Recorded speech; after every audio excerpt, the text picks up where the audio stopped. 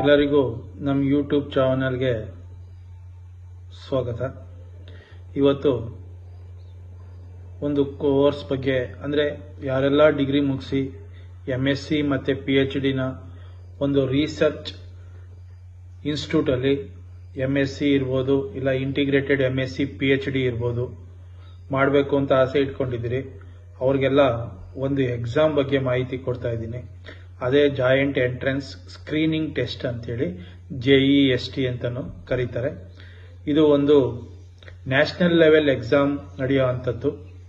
ಇದರಲ್ಲಿ MSc ಮಾಡಬೇಕು ಅಂತಿರೋರು, ಇಲ್ಲ MSc PhD ಅಂದರೆ ಇಂಟಿಗ್ರೇಟೆಡ್ ಅಂತ ಎರಡು ಕ್ಲಬ್ ಮಾಡೋ ಅಂಥದ್ದು ಇರ್ಬೋದು. ಇದರಲ್ಲಿ ಫಿಸಿಕ್ಸ್ ಇರ್ಬೋದು, ಥಿರಿಯಾಟಿಕಲ್ ಕಂಪ್ಯೂಟರ್ ಸೈನ್ಸು, ನ್ಯೂರೋ ಸೈನ್ಸ್ ಮತ್ತು ಕಂಪ್ಯೂಟೇಷನಲ್ ಬಯಾಲಜಿ ಈ ಥರದ ಎಕ್ಸಾಮ್ಗಳನ್ನ ಒಂದು ರಿಸರ್ಚ್ ಇನ್ಸ್ಟಿಟ್ಯೂಟಲ್ಲಿ ಮಾಡೋದಕ್ಕೋಸ್ಕರ ನಡೆಸೋ ಅಂತ ಒಂದು ಎಕ್ಸಾಮೇ ಇದು JEST ಅಂತೇಳಿ. ಇದಕ್ಕೆ ಈ ಎಕ್ಸಾಮಿಂದ ತುಂಬ ಕಾಲೇಜಲ್ಲಿ ನಿಮಗೆ ಅಡ್ಮಿಷನ್ಸ್ ಸಿಗೋ ಅವಕಾಶ ಇರುತ್ತೆ. ಆ ಕಾಲೇಜ್ಗಳು ಯಾವ್ಯಾವು ಅಂದರೆ IISc Indian Institute of Science Bengaluru ಇರ್ಬೋದು, ಎಲ್ಲ IISERs centres, Indian Institute of Science Education and Research ಅಂತಿದಾವಲ್ಲ ಆ ಥರ ಐಸರ್ಸ್ ಸೆಂಟರ್ಸ್ ಇರ್ಬೋದು. ಟಿಫರ್ ಅಂತ ಬರುತ್ತೆ, Tata Institute of Fundamental Research ಇರ್ಬೋದು, HRI Harish Chandra Research Institute, ICTS International Centre for Theoretical Science, NCRED National Centre for Radio Astrophysics, Physics Research Laboratory PRL. ಅದೇ ರೀತಿ RRCAT Raja Ramanna Centre for Advance Technology, Aryabhata Research Institute of Observational science.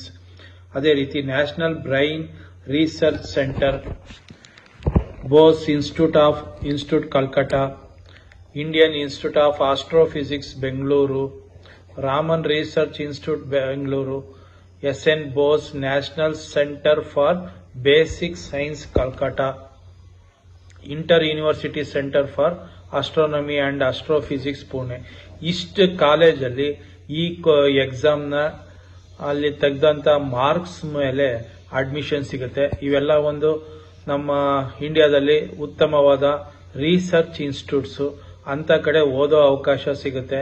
ಯಾರೆಲ್ಲ degree ಮುಗಿಸಿದ್ದೀರಿ ಅವರು ಈ exam ಬರೆದು ಇದರಲ್ಲಿ ನೀವು seat ತಗೊಂಡು ಇಷ್ಟು ಕಾಲೇಜ್ ಪಾರ್ಟಿಸಿಪೇಟಿಂಗ್ ಕಾಲೇಜಸ್ ಅಂತ ಹೇಳಿ ಕರಿತೀವಿ, ಅಷ್ಟು ಕಾಲೇಜಲ್ಲಿ ನೀವು ಅಡ್ಮಿಷನ್ ತಗೋಬಹುದು. ಇದಕ್ಕೆಲ್ಲ ಸಿಲೆಬಸ್ ಏನಿರುತ್ತೆ ಅಂದರೆ ಕ್ಲಾಸಿಕಲ್ ಮೆಕ್ಯಾನಿಕ್ಸ್ ಇರುತ್ತೆ, mathematical methods, electromagnetism, optics, quantum mechanics, thermodynamics, statistical physics, electronics, ಫಿಸಿಕ್ಸಿಗೆ ಸಂಬಂಧಪಟ್ಟಂಗೆಲ್ಲ ಇರುತ್ತೆ. ಮತ್ತೆ ಇದರಲ್ಲಿ ಸೆಲೆಕ್ಷನ್ ಪ್ರೋಸೆಸ್ ಯಾವ ಥರ ಇದೆ ಅಂತಂದರೆ ರಿಟರ್ನ್ ಟೆಸ್ಟ್ ನಡೆಯುತ್ತೆ. ಇದರಲ್ಲಿ ಯಾರ್ಯಾರು ಫಿಸಿಕ್ಸು ಮ್ಯಾಥಮೆಟಿಕ್ಸ್ ಅಲ್ಲಿ ಎಷ್ಟು ನಾಲೆಡ್ಜ್ ಇದೆ ಅನ್ನೋದನ್ನ ಟೆಸ್ಟ್ ಮಾಡ್ತಾರೆ. ಆಮೇಲೆ ಇದರಲ್ಲಿ ಆ ರಿಟರ್ನ್ ಎಕ್ಸಾಮ್ ಅಲ್ಲಿ ಶಾರ್ಟ್ ಲಿಸ್ಟ್ ಮಾಡಿಕೊಂಡು ಸ್ಕೋರ್ ಮೇಲೆ ಶಾರ್ಟ್ ಲಿಸ್ಟ್ ಮಾಡ್ತಾರೆ. ಅದರಲ್ಲಿ ಕೆಲವ್ರನ್ನ ಇಂಟರ್ವ್ಯೂಸ್ ಕರೆದು ಇಂಟರ್ವ್ಯೂನಲ್ಲಿ candidates aptitude, problem solving skill ಮತ್ತೆ ನಾಲೆಡ್ಜ್, ಈ ಥರದ ಫೀಲ್ಡಲ್ಲಿ ಏನು ನಾಲೆಡ್ಜ್ ಇದೆ ಅದ್ರ ಬಗ್ಗೆ ಒಂದು ಇಂಟರ್ವ್ಯೂನ ಕಂಡಕ್ಟ್ ಮಾಡ್ತಾರೆ. ಅದೇ ರೀತಿ final selection merit list selected candidates based on their just exam. ಏನು ರಿಟರ್ನ್ ಎಕ್ಸಾಮ್ ಇರ್ಬೋದು, ಇಂಟರ್ವ್ಯೂ ಇರ್ಬೋದು, ಅದೆಲ್ಲ ಚೆಕ್ ಮಾಡಿಕೊಂಡು ಒಂದು ಫೈನಲ್ ಲಿಸ್ಟ್ ಮಾಡಿ ಅಡ್ಮಿಷನ್ಸ್ನ ಕೌನ್ಸಿಲಿಂಗ್ ಮುಖಾಂತರ ಬಿಡ್ತಾರೆ. ಇದರ ಎಲಿಜಿಬಿಲಿಟಿ ಕ್ರೈಟೀರಿಯಾ ಏನು ಅಂತ ಬಂದರೆ ಇಂಟಿಗ್ರೇಟೆಡ್ MScಗೆ BSc ಫಿಸಿಕ್ಸ್ ಮತ್ತೆ ಮ್ಯಾಥ್ಸ್ ಓದಿರಬೇಕು, ಇಲ್ಲ BE BTech ಅಲ್ಲಿ ಎಲೆಕ್ಟ್ರಿಕಲ್ಲು, CS ಎಲೆಕ್ಟ್ರಾನಿಕ್ಸ್ ಓದಿದ್ರೆ ಅವರು ಸಹ ಈ ಇಂಟಿಗ್ರೇಟೆಡ್ MSc PhDಗೆ ಸೇರ್ಕೋಬಹುದು. ಅದೇ ರೀತಿ ಬರೀ PhD ಪ್ರೋಗ್ರಾಮ್ಗಾದ್ರೆ MSc ಫಿಸಿಕ್ಸ್ ಇಲ್ಲ BTech BE ಮಾಡಿದ್ರೆ PhDಗೂ ಸೇರ್ಕೋಬಹುದು. ಇದ್ರ ಡೇಟ್ಸ್ ಎಲ್ಲ ಯಾವ ತರ ಇದೆ ಈ ಎಕ್ಸಾಮ್ದು ಅಂತಂದ್ರೆ ರಿಜಿಸ್ಟ್ರೇಷನ್ ಡೇಟ್ ಬಂದು ಮೇನಲ್ಲಿ ಇರುತ್ತೆ. ಅದೇ ರೀತಿ ಜೂನ್ ಅಲ್ಲಿ ಎಂಡ್ ಆಗುತ್ತೆ. Exam June end last week ಅಲ್ಲಿ ನಡೆಯುತ್ತೆ. ರಿಸಲ್ಟ್ ಜುಲೈಯಲ್ಲಿ ಡಿಕ್ಲೇರ್ ಆಗುತ್ತೆ. ಕೌನ್ಸಿಲಿಂಗ್ ಎಲ್ಲ ಆಗಸ್ಟ್ ನಲ್ಲಿ ನಡೆಯುತ್ತೆ.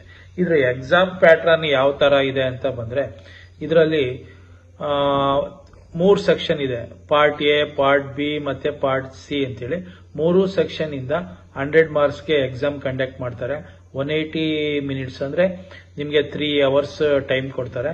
100 ಮಾರ್ಕ್ಸ್ ಎಕ್ಸಾಮು. ಒಟ್ಟು ನಿಮಗೆ 50 ಕ್ವಶನ್ಸ್ ಇರುತ್ತೆ. ಅದರಲ್ಲಿ 3 marks for correct answer part A ಮತ್ತೆ ಪಾರ್ಟ್ ಬಿ ನಲ್ಲಿ ಇರುತ್ತೆ.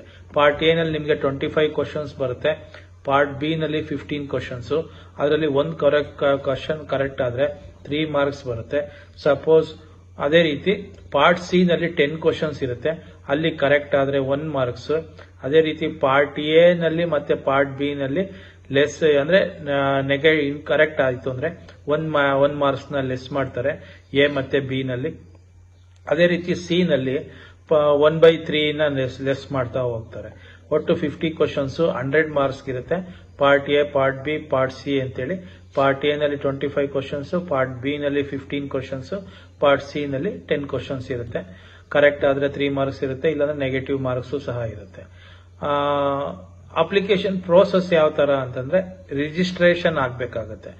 ರಿಜಿಸ್ಟ್ರೇಷನ್ ಅಂದ್ರೆ ಒಂದು ನೀವು ಅಫಿಷಿಯಲ್ ಜಸ್ಟ್ ವೆಬ್ಸೈಟ್ಗೆ ಹೋಗ್ಬಿಟ್ಟು ಒಂದು ಅಕೌಂಟ್ ನ ಕ್ರಿಯೇಟ್ ಮಾಡಬೇಕಾಗುತ್ತೆ. ನಿಮ್ದು ಅಕೌಂಟ್ ನ ಮೇಲ್ ಐಡಿ ಇದ್ರ ಮೇಲೆ ಒಂದು ಅಕೌಂಟ್ ನ ಕ್ರಿಯೇಟ್ ಮಾಡ್ಕೋಬೇಕಾಗುತ್ತೆ. ಅಪ್ಲಿಕೇಶನ್ ಫಾರಂ ನ ಫಿಲ್ ಮಾಡ್ತಾ ಹೋಗ್ಬೇಕು. ಆ education details, exam centre, preference, ಯಾವ ಕೋರ್ಸ್ಗೆ ನೀವು ಪ್ರಿಫರ್ ಮಾಡ್ತೀರಾ, ಮತ್ತೆ ಯಾವ ಕಾಲೇಜ್ ಬೇಕು ಅಂತೇಳಿ ಅಪ್ಲಿಕೇಶನ್ ಅಲ್ಲಿ ತುಂಬ್ತಾ ಹೋಗ್ಬೇಕು. ಅದೇ ರೀತಿ ಅಪ್ಲಿಕೇಶನ್ ಫೀಸ್ ಬಂದು ಜನರಲ್ ಕ್ಯಾಟಗರಿ ಮತ್ತೆ ಮೇಲ್ ಕ್ಯಾಂಡಿಡೇಟ್ಸ್ಗೆ 950 ಇರುತ್ತೆ.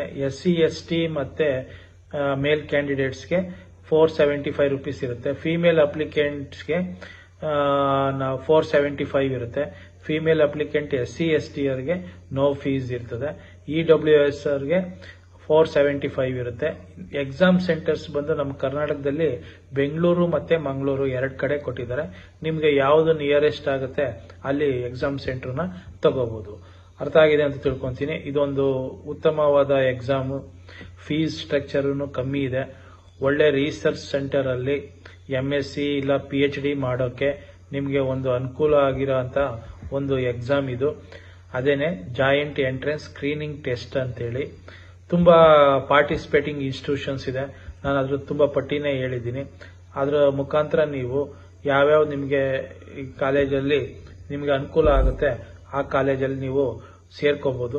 ಒಂದು ಉತ್ತಮವಾದ ಕೋರ್ಸ್ ಬಗ್ಗೆ ಇಂದು ಮಾಹಿತಿ ಕೊಟ್ಟಿದ್ದೀನಿ. ಯಾರೆಲ್ಲ ಇನ್ನೂ ನಮ್ಮ ಚಾನೆಲ್ ಸಬ್ಸ್ಕ್ರೈಬ್ ಆಗಿಲ್ಲ ದಯವಿಟ್ಟು ಸಬ್ಸ್ಕ್ರೈಬ್ ಆಗಿ.